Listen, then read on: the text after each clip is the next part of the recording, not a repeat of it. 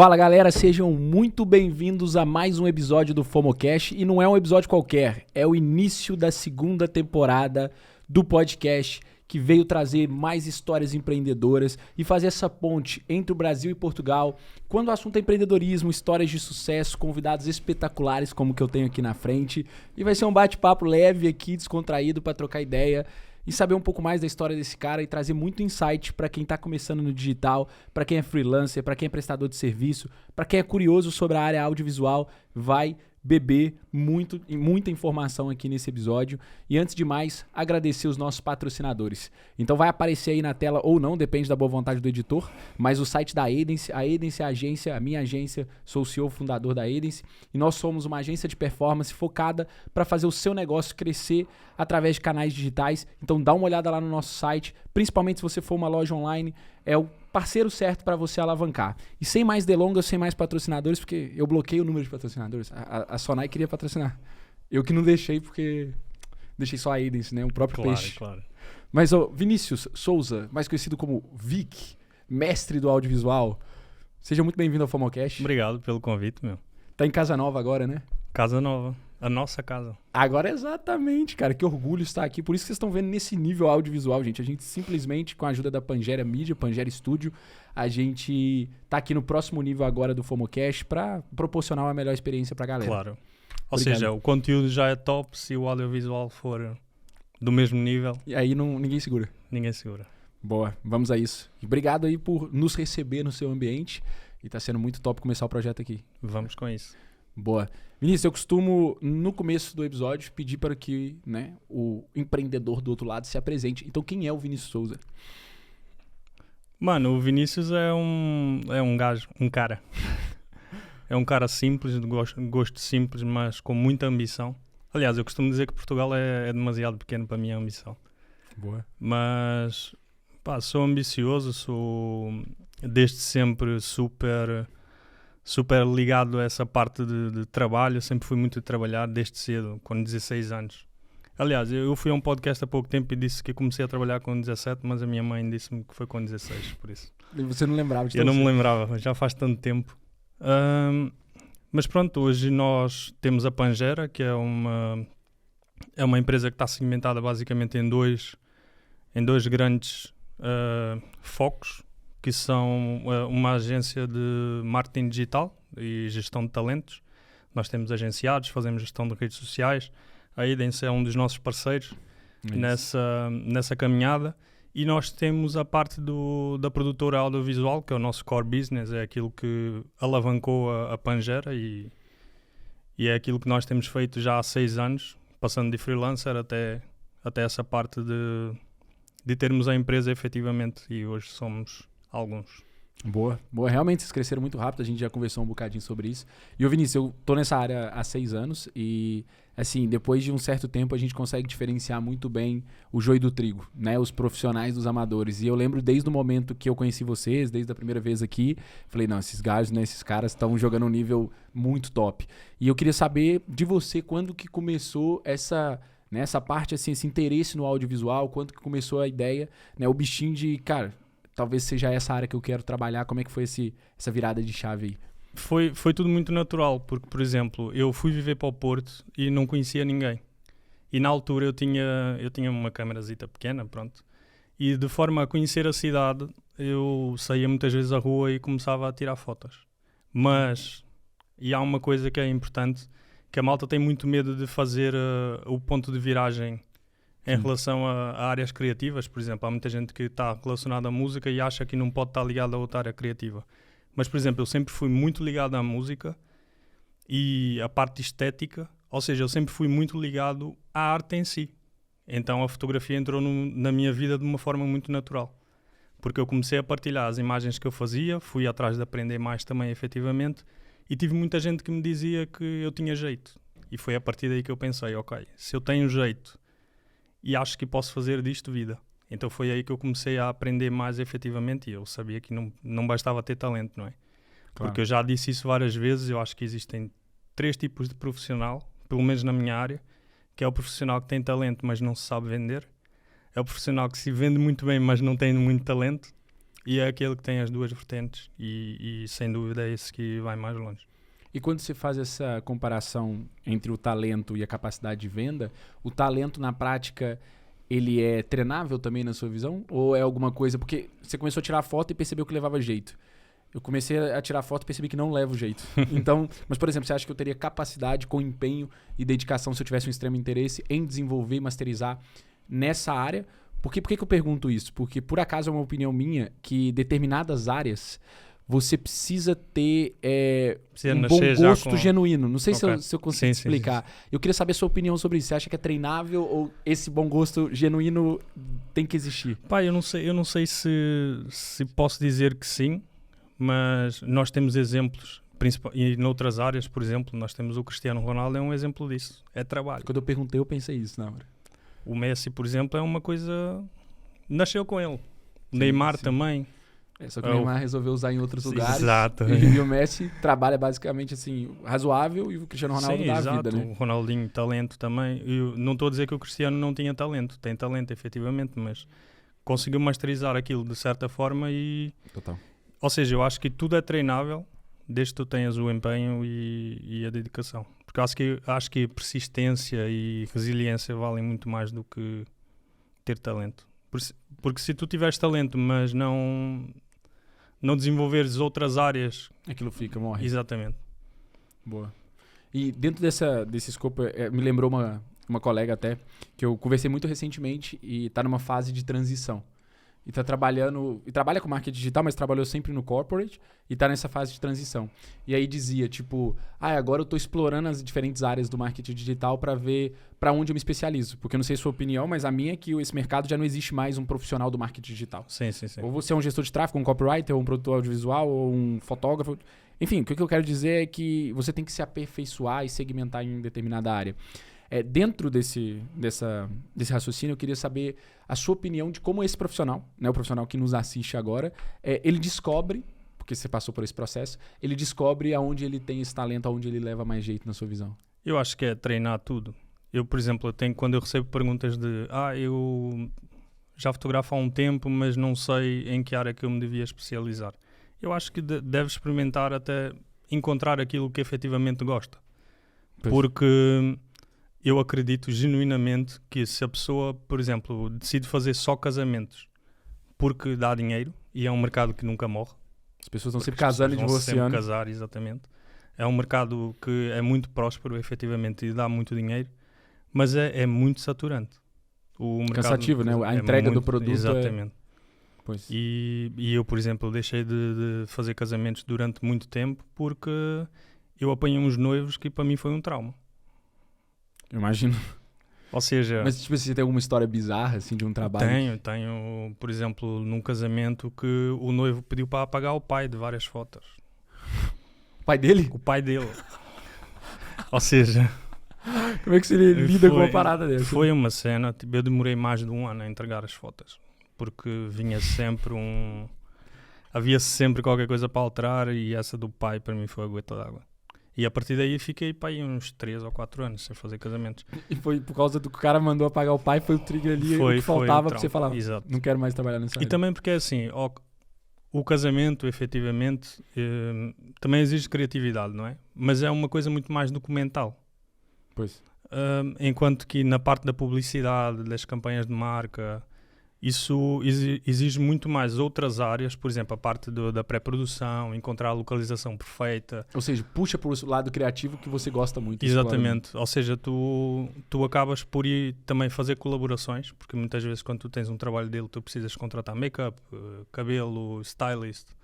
Ou seja, tu conectas com outras pessoas e acho que essa que é a parte gira do audiovisual, é tu poderes colaborar com mais mentes criativas. Porque tu entras numa espiral. Se fores só tu, primeiro não consegues fazer tudo sozinho. E acredita que eu demorei muito tempo a perceber isso. Que não conseguia fazer tudo sozinho, né? Porque no início eu queria fazer tudo sozinho, efetivamente, e isso foi um tiro no pé. A partir do momento em que eu comecei a ter malta comigo, eles que trabalham comigo, e começar a delegar, e cada um tem a sua função, cada um faz uma coisa, o negócio... cresce. Voou. Pois. E E acredito que é isso que faz com que os negócios cresçam. Mas eu demorei muito tempo a perceber e aprender. Acho que foi mais aprender do que perceber. E eu acho que tem um fator também, é perfil das pessoas. Porque, por exemplo, tem pessoas que são mais centralizadoras, que são mais perfeccionistas na entrega do produto. Então querem condicionar cada variável da entrega do produto. E tá tudo bem, porque, querendo ou não, você tá prezando pela qualidade. Exatamente. Só que isso também, em contrapartida, quando você vira essa chave, eu percebo que você tenha uma visão muito clara do tipo de profissional que você quer, porque você conhece cada fator daquela entrega. Sim. E muitas vezes, e eu posso dizer uma coisa, eu não prezo só se a pessoa sabe fazer ou não. E eles sabem disso. Porque a nossa dinâmica da equipa é tão brutal aqui dentro, toda a gente se gosta, o nosso ambiente de trabalho é tão fixe. Porque, que se eu meter alguém aqui dentro que não tem a mesma dinâmica que nós, pá, pode ser A cultura expulsa. Pode ser o pica das galáxias, como se diz no Brasil, né? Pode ser o pica das galáxias do audiovisual, tipo, pá, não vai resultar. Porque o dia a dia é que conta. Sim, mas você sabe que isso é cultura empresarial que vocês têm. Sim. De forma consciente ou inconsciente é isso. Porque o que você está dizendo é, a cultura que a gente desenvolveu, se chega alguém que está muito fora disso, a cultura expulsa. Sim, exatamente. Ou seja, eu acho que nem a pessoa se vai sentir... Ela não vai se integrar. Não vai se sentir em casa. E eu acho que a Pangera é muito isso, é casa. Que top. Boa fala, e me leva à próxima pergunta que eu tinha. Até aquela frase assim com aspas. Tadã! E botar uma fotinha sua. Aí, Rubem, depois tem que tirar umas fotinhas assim pra eu botar umas falas do Vinícius, assim, pra ser altamente compartilhável. Mas olha, isso que você dizia me trazia logo na cabeça uma pergunta que eu tinha pra você, que é, a gente já falou algumas vezes até sobre estratégia de negócio, a gente tem negócios em dimensões parecidas, em momentos de vida parecido, e você me falou uma coisa que eu gostei muito, que você disse, eu sou um líder brutal. E isso é muito legal porque, de certa forma, você tem a confiança e você sabe do que você faz aqui dentro. O que pra você é a descrição de um líder brutal, principalmente pra galera que tá começando a ter equipe, tá começando a querer alavancar o negócio e não sabe na prática como ser líder ao invés de ser chefe, como realmente crescer nas skills que são principais pra liderança e como que isso aconteceu com você e o que é ser um bom líder pra você. Pá, eu acho que ser um bom líder é tu preocupares-te não só com as vertentes de trabalho do teu trabalhador, do teu colaborador. Eu nem gosto de dizer funcionário ou colaborador. Tipo, são meus colegas. Sim.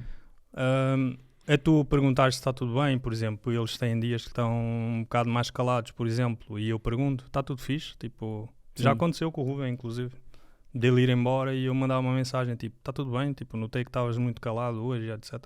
Boa. Ou seja, porque é esse tipo de confiança. Eu ia fazer uma piada com o Rubem. Você notou que ele está muito calado? O Rubem é mó discreto, mora dele, mano. Ele é calado por si só, né? E você notou que ele tava calado. Mas o Rubem tem um grande senso de humor, né? Depois que pega a liberdade. Ele tem cara disso, de ser aqueles caras que quando pega a liberdade já era. Mas, pá, eu acho que é muito isso. É tu pensares que as pessoas têm que se sentir valorizadas dentro da empresa. Por exemplo, não tem... Pá, vou dar exemplos básicos, porque acho que isso faz toda a diferença. Por exemplo, no Natal, tipo, tu preocupaste, tipo, trazer uma prenda para toda a gente. Boa. Nós, quando viajamos, por exemplo, trazemos sempre um miminho para eles. Que top. Ou, por exemplo, trabalham um dia até mais tarde. É pensar assim, malta, olha, amanhã chega mais tarde, ou tira um dia. Quando eles precisam, o Rubem vai viajar, por exemplo, e foi, olha, posso tirar um dia, fixe? Vai à vontade. Porque imagina, foi aquilo que nós estávamos a falar em off.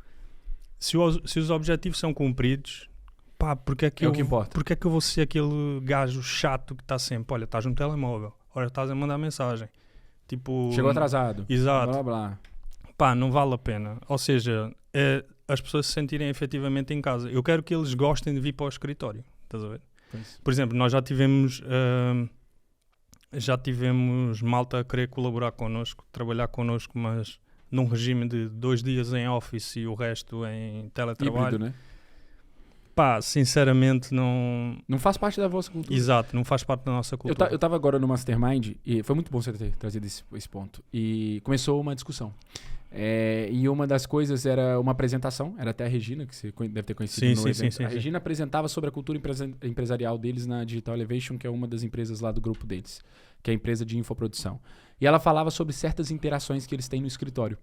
E aí um amigo, né, que nessas horas também quer se posicionar como inimigo, levanta e faz uma pergunta assim, ô Mafra, como é que você implementa isso no home office?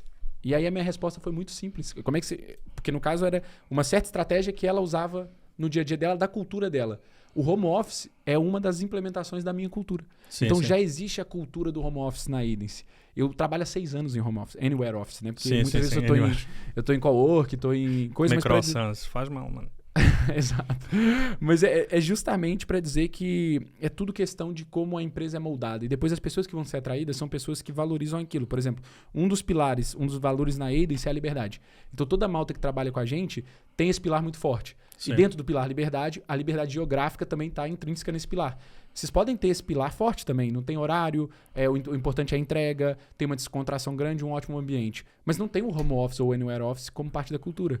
Então, mesmo que você tentasse, você ia se sentir estranho com esse processo. Foi o que eu fiz ao contrário. Eu tentei implementar o híbrido e era estranho, porque a gente era muito mais produtivo em home office. Quando a gente estava junto no híbrido, a gente mais se distraía do que produzia, entende? Então, olha como é que é engraçado, porque eu sei que tem muito guru.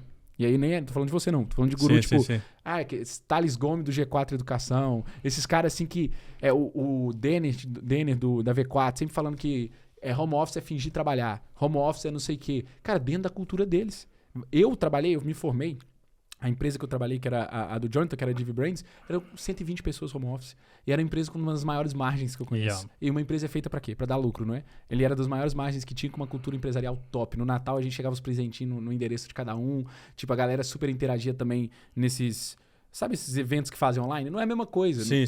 Mas a galera estava acostumada. Era uma das coisas que a gente prezava. Era um monte de nômade digital. Então, ponto. É parte da cultura, entende? Mas eu percebo que no caso da sua, pelo que eu entendi... Sim, já era uma coisa que não... e é por uma questão, eu não sei se, já me disseram que eu sou um bocado, control freak não sou, mas eu tenho muito aquela coisa do visual. Por exemplo, nós temos o Notion, não é? Tem lá as tarefas e etc. Até temos um quadro branco no escritório e tudo. Mas, por exemplo, há pouco tempo eu fui à Inglaterra e no terceiro dia de estar lá, eu acordei com uma epifania, estava a bater mal, porque eu abri o Notion e as tarefas continuavam iguais. Imagina, por mais que eu soubesse que eles tinham feito tudo... Eles não moveram os boards lá. E então isso já me deu uma cena, estás a ver? Então, tipo, só mandei mensagem, tipo, olha, atualizem o Notion porque, pá, eu preciso saber como é que a coisa está. Exato. Nem foi muito a pensar, e eles sabem disso. Não foi do género, vocês não estão a fazer nada, porque eu sei que isso não acontece. Mas foi pela aquela questão visual de... Pronto, enquanto que quando nós estamos no office muitas vezes... o Notion pode estar desatualizado, mas eu sei que as coisas... Exatamente, então chega a um ponto, por exemplo, de segunda à quarta não atualizamos o Notion a nível de tarefas, mas eu sei que as tarefas foram todas cumpridas. Pá, depois na quarta-feira eu chego lá e atualizo, por exemplo. Estás a ver? Okay. Porque eu sei efetivamente, por exemplo, eu tenho uma vontade com o Notion muito grande, mas... Nem todo mundo tem. Nem toda a gente tem, exatamente. Então para mim é natural, por exemplo, eu tenho uma tarefa para fazer Notion. Prioridade, etc. Pronto.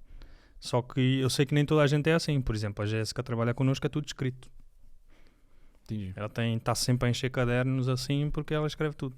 Estás a ver? Mas aí eu vou falar uma coisa contra a Jéssica que me perdoe. Mas quando você estrutura, na minha visão, quando você estrutura um negócio, você tem determinadas formas de fazer, né? Estrutura no negócio que devem ser cumpridas para o bem maior do negócio, porque isso é possível com... Vocês estão, 5, 6 na estrutura? Sim, 6.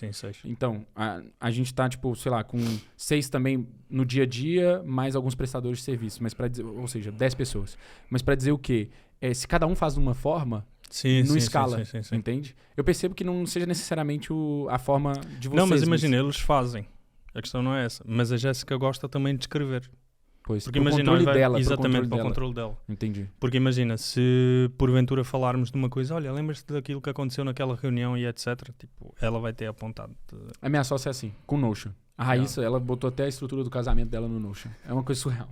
É uma coisa bizarra. E aí a gente acaba por todo mundo estar muito à vontade com o ecossistema do Notion, porque é um dos pilares para o negócio funcionar. É a mesma coisa o Slack, que é nosso canal de comunicação. As pessoas estão o dia inteiro no Slack, porque como a gente está remoto, é onde a gente se comunica, é o nosso ambiente. Sim. Então, sim, mas é legal fazer esse benchmark para a gente ir trocando umas ideias. Sim, porque imagina, ou seja, os negócios semelhantes podem ter formas de trabalhar diferentes e terem sucesso na mesma. Exatamente. É tudo uma questão de... Por exemplo, nós quando começamos, nós utilizávamos o Milanote, que era uma ferramenta de super mais... como é que eu ia Arcaica? dizer? Não, era muito mais visual, por assim dizer. Ok. O Notion é muito...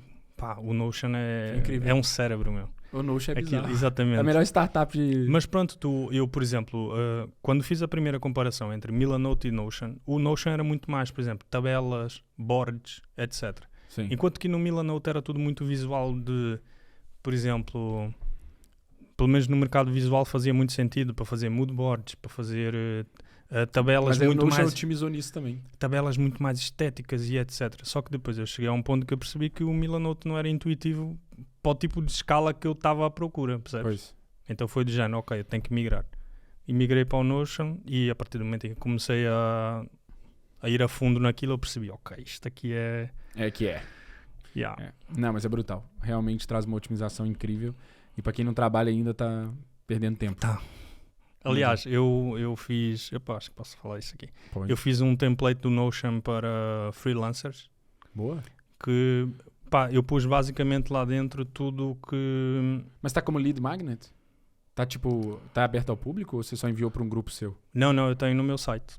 Quem quiser comprar, tá lá então, disponível. vou botar na descrição desse vídeo, pô. Pra galera que tiver interesse. Sim, é gestão de projeto, já CRM, está tudo integrado. Ou seja, Você também é um empreendedor fudido, hein? Direto, dá um jeito de ganhar mais dinheiro ainda. então E é de uma... gerar valor. De gerar valor. Sim. Mas, por exemplo, é uma coisa que toda a gente que comprou o template do Notion diz que efetivamente aquilo ajudou. Claro que sim. Ou seja, porque aquilo está estruturado de uma forma que, se tu não tiveres um volume de negócio, por exemplo, eu tenho que ter o meu template do Notion que eu utilizo dentro da minha empresa tem que ser muito mais complexo. Porque há a gestão da equipa, há a gestão de diversos Aquele tipos é pro freelancer, né? Exatamente. Aquilo ali tu podes adaptar para... Se tu és uma designer gráfica, consegues, porque aquilo está feito, por exemplo, gestão de projeto é um segmento, CRM ou KR, ou seja, tudo o que tu tens para começar a ganhar essa parte de gestão e aquela coisa de gestão do teu negócio para alavancares, não é? Pois. Porque eu acho que essa é a parte mais importante antes de pensares assim, É organizar ok, a casa. vou né? abrir uma empresa. Pá, não é só assim. Pois. É pensares, olha, eu preciso achar uma estrutura, eu preciso já ter uma certa organização para depois fazer tomar essa iniciativa de abrir uma empresa. Porque uma coisa é de seres tu a gerir tudo, não é? Outra coisa é ter pessoas que dependem. Yeah. Total. E eu brinquei com você falando assim, seu empreendedor fudido, com a sua explicação sobre o template. E aí já veio logo outra indagação na cabeça aqui, que é dentro desse processo de se tornar empreendedor e de se tornar profissional nessa área, você me contou hoje uma coisa que eu fiquei muito surpreso. Que eu falei assim, eu vou levar pro podcast. Porque agora indo pra uma parte mais também de superação, desenvolvimento pessoal, a galera sempre tem uma desculpa, né? Sempre tem uma desculpa do porquê que não avança para tal lado, o que tá limitando, nossa, a esquerda tá no poder, é porque não sei o quê, porque não sei o quê. E você me contou então que você, tipo, tem um problema de audição em um dos lados dos ouvidos, que é de nascença. Ou seja, você é surdo de um ouvido e é um cara pica do audiovisual. Como que você conseguiu dar a volta a essa condição de nascença? Tira o uau e é só diu, que é só deste lado. Essa piada foi muito má, mano. Foi tão mal que eu nem vou opinar sobre ela. Piada quinta série. Quinta série invadiu. Sim, a minha mãe, eu já te expliquei isso em off. A minha mãe teve rubéola na gravidez e, para quem não sabe, a rubéola, ou seja, gera uma má formação no feto, não é? Ou seja, eu podia ter nascido sem um braço, sem uma perna, sem qualquer coisa. Era um risco. Exatamente. Mas a minha mãe confiou em mim e foi até o fim. Boa. E eu nasci sem o cócleo, que é basicamente coisinha que vibra para tu ouvires. E que tem duas e você nasceu sem um dos lados, exatamente, né? nasci sem o lado esquerdo.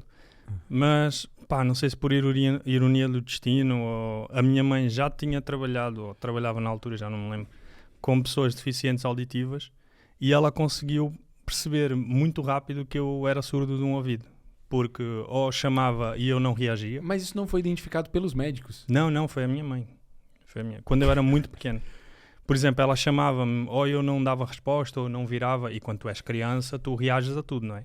Mas eu vou fazer uma piada idiota, mas agora você sempre teve muita desculpa com a Messia. Se ela falava alguma coisa, você falava, tá do lado que eu não escuto. Sempre. Porque todo homem tem um lado que não escuta, mas é muito seletivo. No seu caso é real. Não, no meu caso é real. Quando ela diz, mas eu disse-te, eu assim... Você disse pro lado errado. Não ouvi.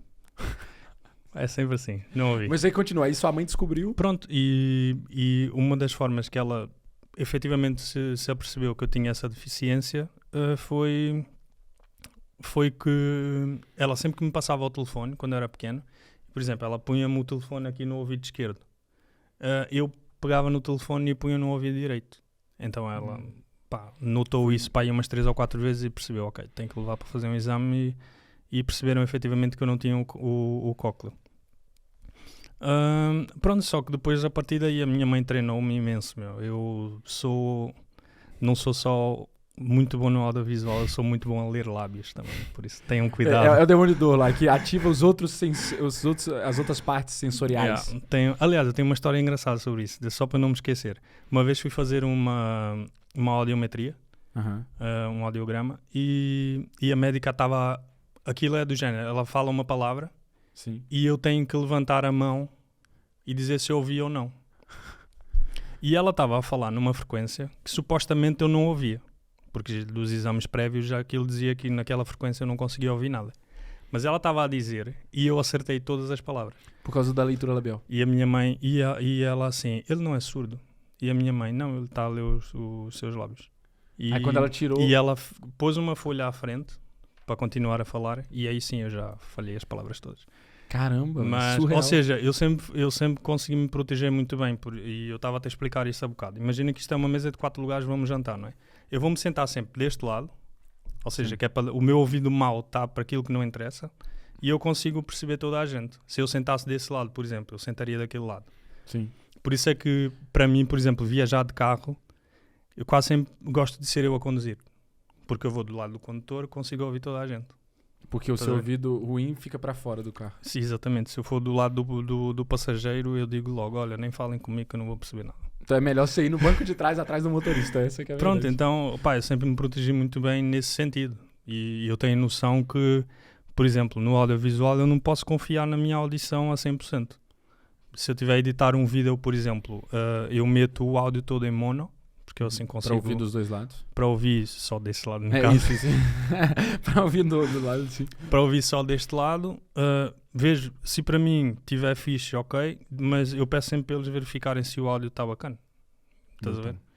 Porque muitas vezes podcasts e assim... Mas isso nunca te limitou a nível de você achar Nunca. que era... Aliás, eu tenho uma coisa melhor. A minha mãe diz que eu tenho mais de 60% de deficiência, que eu devia dar a entrada na Segurança Social para ter aquele certificadozinho que não paga a Segurança Social, etc.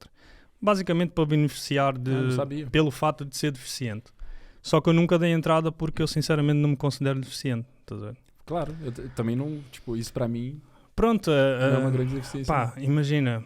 Por um lado, é pensar assim, ok, toda a gente é mamado do Estado, tipo, e eu aqui a pagar imposto, não é?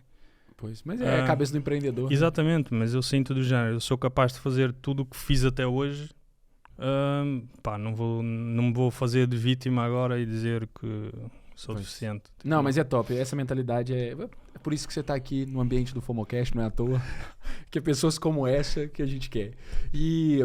Na minha visão, o que você não teve de audição, você teve de estilo, né? Que a gente vê pelo estilo do cara que é diferenciado. E a gente falava de uma coisa muito interessante que eu quero trazer como pauta desse episódio, porque tem alguns especialistas na internet sobre isso, mas que eu vejo que é a realidade mesmo, cada vez mais.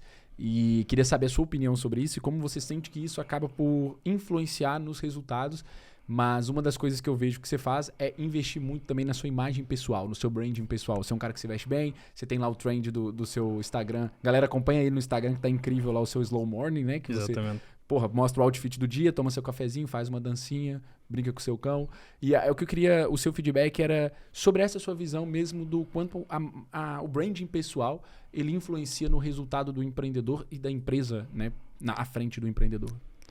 Pá, eu acho que imagem é tudo. Quem te vê na rua, por exemplo, não sabe se tu és fixe, se tu és um cabrão, por exemplo, ou seja... Traduzindo para a malta brasileira, fixe é legal e cabrão é ordinário. Exatamente.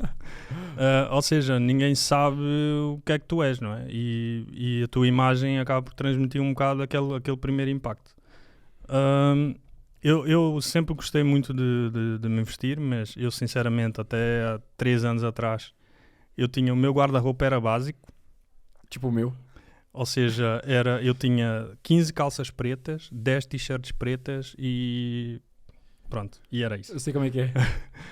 Portanto, coisa de, sei lá, do ano passado para cá, basicamente. Comecei a investir um bocado mais no brand pessoal, não é? Na minha imagem.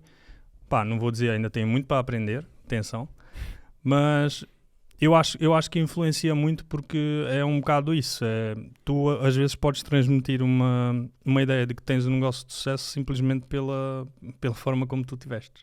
Pois.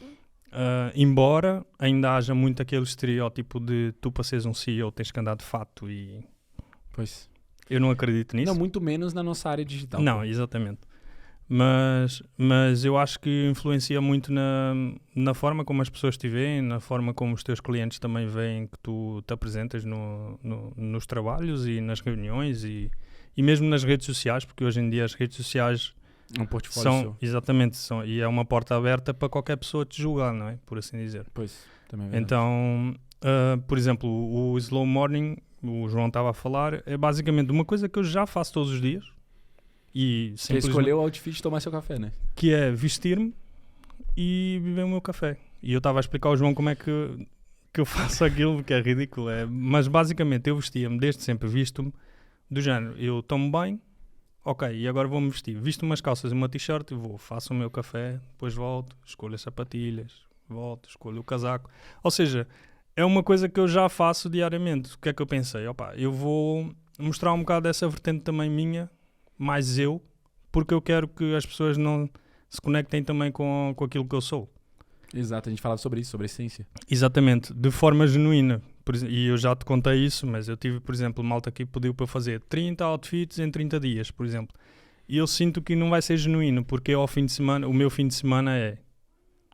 se estiver em casa todo fato de treino, ou seja, não existe slow morning. Se existir, vai ser só eu a beber café.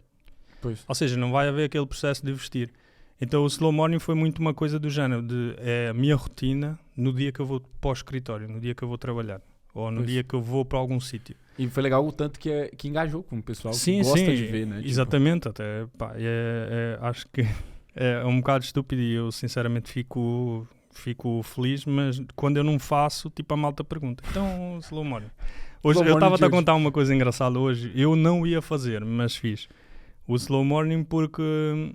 De manhã, quando estava a tirar as cápsulas do café, mandei uma cabeçada na quina do armário e comecei a sangrar. Por isso que ele está de touca hoje, gente. Por isso é que eu estou de touca, exatamente. E a certa altura disse, não, vou fazer na mesma, até depois conto essa história à malta e... Porque aconteceu. Pois. E pronto, pus uma touca na cabeça e até resultou. Meteu estilo para combater a... Não, mas eu acho que faz todo sentido, toda a gente... Por exemplo, tu sabes aquele gajo o Zeus do TikTok? Já vi esse cara entrando numa Maserati, numa coisa assim. Mas, por exemplo, eu passei por ele em Paris e ele parecia um pedinte, meu. Sério? Só que no Instagram ele parece Zeus. Não, mesmo. porque ele estava, o cabelo, tu notas mesmo aquela coisa mal lavada, a roupa toda rota. Por exemplo, eu sabia, eu sei que a roupa rota dele vale 5 mil euros. Eu sei, mas, por exemplo, eu passei por ele e, o gajo é milionário. Top. Eu sei que ele é milionário, mas eu tenho a certeza que há muita gente que passa por ele que se calhar não tem a mesma impressão. Dava até um trocado para ele, né? Não tem a mesma impressão. Ou seja, efetivamente tu podes ter aquela cultura na tua cabeça de mas eu estou-me a cagar para o que as pessoas dizem. Mas quando tu tens um negócio e quando tu dás a cara pelo teu negócio, tu não podes pensar dessa forma. Pois, concordo. E muitas vezes quem dá a cara pela pangeira sou eu, porque sou eu que apareço nos vídeos, por exemplo, sou eu que muitas vezes estou nas produções e que lido com os clientes. Você que é o head comercial, né? Você que também Sim, traz exatamente. negócios. Sou eu que vou falar com os clientes, então acho que isso faz todo sentido que eu me apresente de uma forma adequada, não é? E assim, é minha opinião, vale o que vale, mas eu acredito que na sua área também isso ainda é mais forte. Porque a gente está falando de audiovisual, a gente está falando de algo que sim. A pessoa tem que ter um bom gosto, a pessoa tem que ter aquilo que a gente está falando, que é intrínseco. Sim.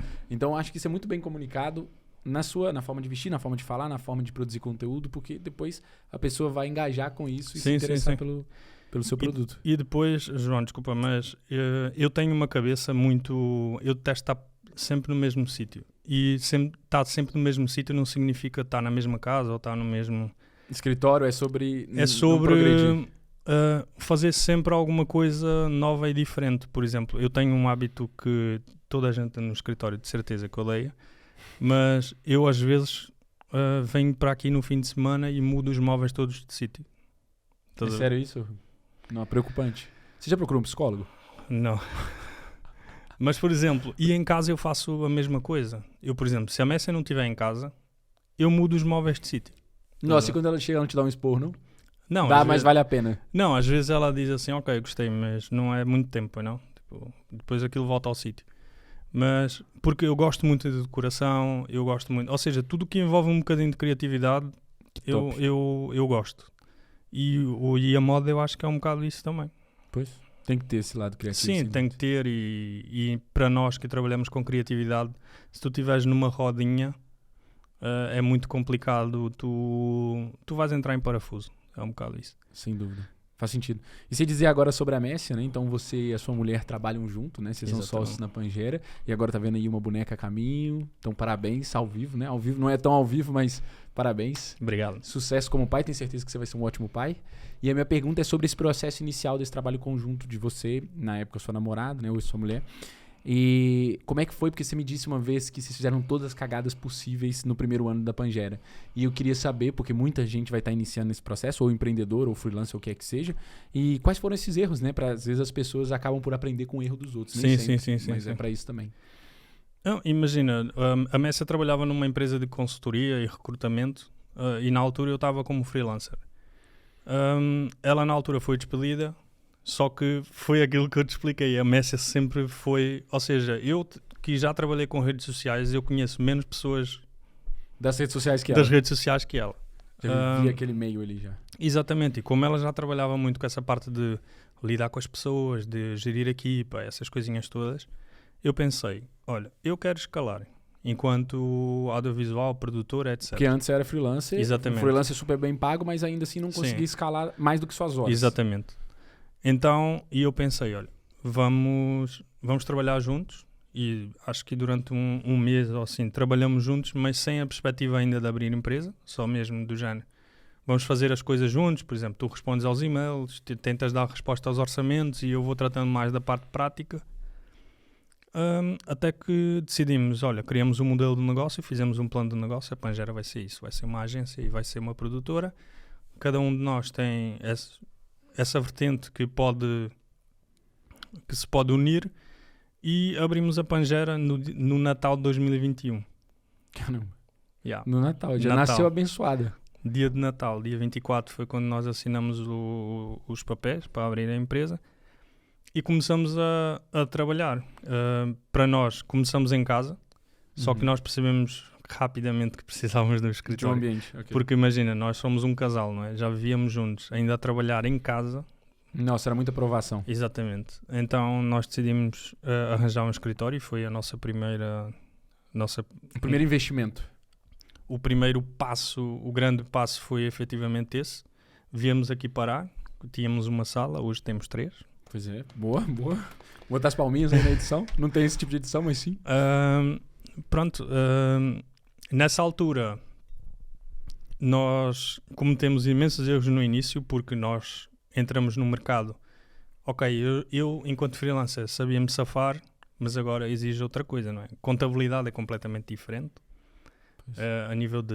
Claro, agora você vai ter que pagar alguns tipos de impostos que você não tinha antes. Exatamente, contabilidade é completamente diferente. Agora temos uma responsabilidade que é uma renda de um espaço. Temos que pensar em formas de diversificar o income, porque, ok, tem a produção de fotografia e vídeo, ela vai começar com a parte dos agenciamentos e aí, mais uma vez, como é que tu começas a convencer as pessoas a virem serem agenciadas por nós, por exemplo?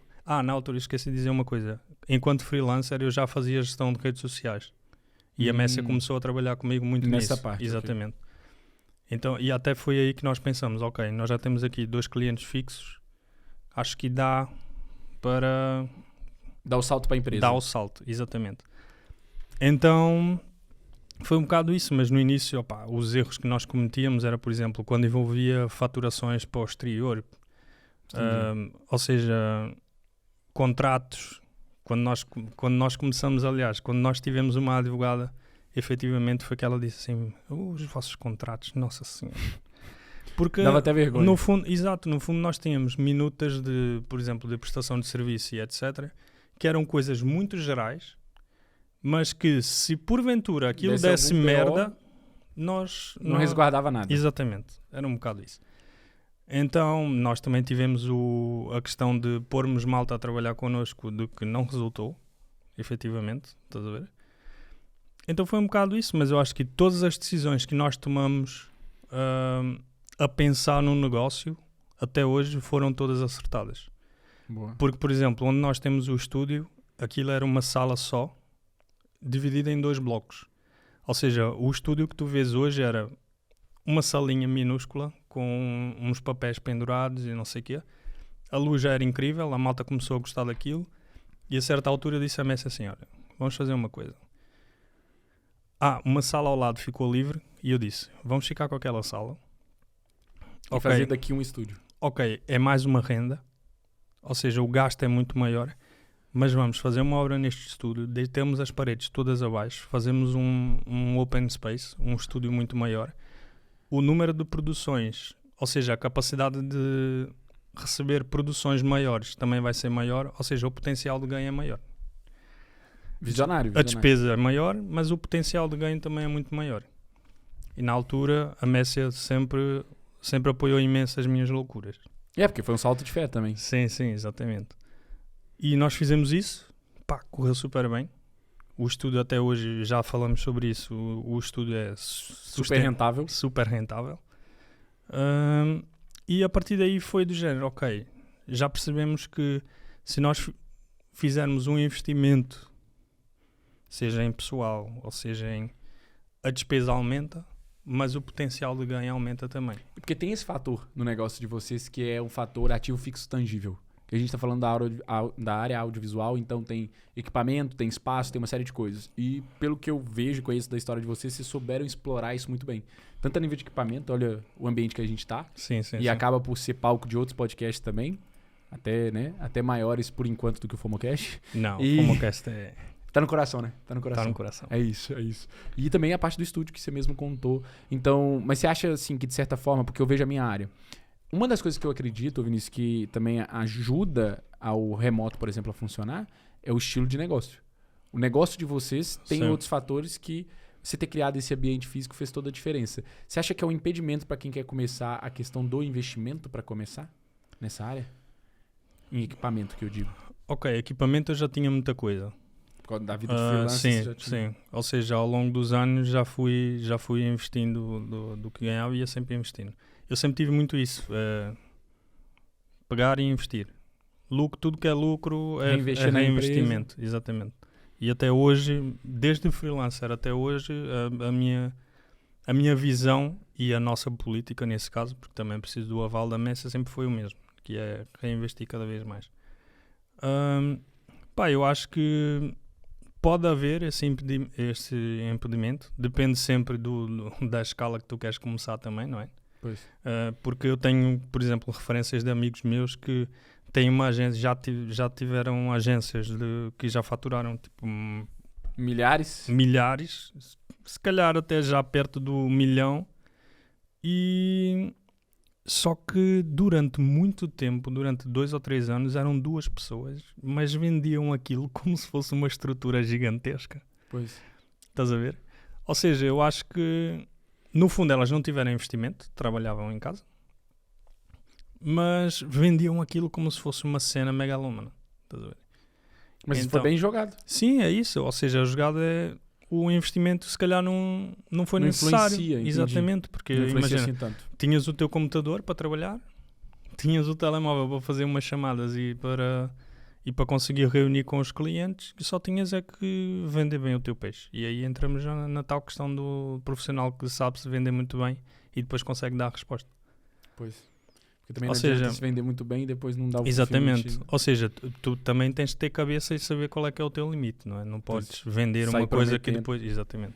Mas por isso eu acredito que, dependendo do tipo de negócio que tu tenhas, o investimento nunca será um impedimento. Mesmo porque depois que a roda começa a girar, você tem capacidade de... Exatamente. No audiovisual, eu acredito que dependendo do tipo de projeto que tu tenhas, pode ser um impedimento.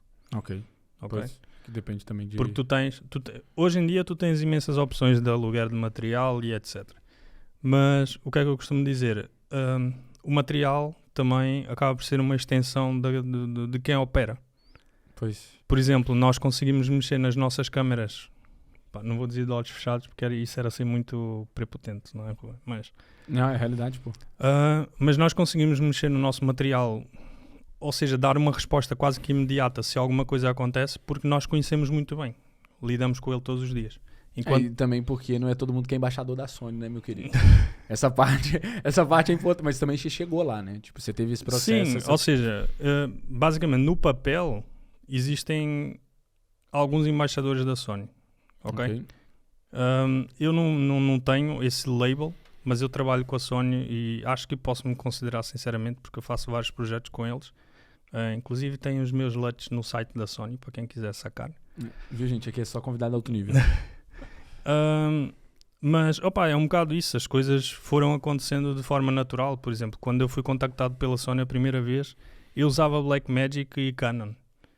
E a conversa deles foi literalmente: nós sabemos que tu usas Blackmagic e Canon, mas... vem usar o nosso material. Usa o nosso. E diz o que é que tu achas, vê se tu gostas e etc. Mesmo porque Sony é Sony, né? Cabulosa. Então, tipo, não Sim, foi pra você mas imagina, decisão difícil. O que é que eu no outro dia ouvi um amigo meu a dizer que é... Ou seja, existem várias câmaras que conseguem dar resposta a quase tudo. É tudo uma questão de hábito da pessoa. Por exemplo, eu resisti à Sony durante muitos anos porque eu acho que os menus são confusos. E até hoje acho. Ou seja, hoje em dia já mexo de forma muito intuitiva porque permiti-me aprender. Mas durante muito tempo passava-me uma Sony para a mão e eu dizia assim: isto é muito complicado. Ou seja, não me permiti... tinha um bloqueio ali com a curva de aprendizado para usar o material. Mas isso foi influência, sabes porquê? Porque eu sempre que via a malta que eu seguia no YouTube, por exemplo, que usava o material que eu usava, e eu ouvia da parte deles que a Sony era super confusa a nível de menu e etc. Você sai repetindo isso? Eu próprio comecei a criar esse bloqueio. Mas a partir do momento em que eu comecei, e atenção, e eu continuo a achar que são confusos, comparado a algumas outras marcas, mas eu hoje permiti-me a aprender e considero a Sony tipo incrível. Eu não troco o ecossistema Sony hoje em dia por nada, percebes? Brutal. Ou seja, eu acho que tem muito a ver com a tua vontade também de aprender as coisas. Não pode ser só... sei lá, olha, a malta acha que as coisas acontecem ou acreditam na sorte. Eu acho que a sorte constrói-se. Total. A sorte é quando o preparo encontra a oportunidade, como exatamente. se diz. Aliás, há uma frase muito famosa que é: a sorte favorece as mentes preparadas. Exato. Tem a ver. Tcharam! É isso. Mais uma. Espero que tenha foto aí pra gente usar, Hugo.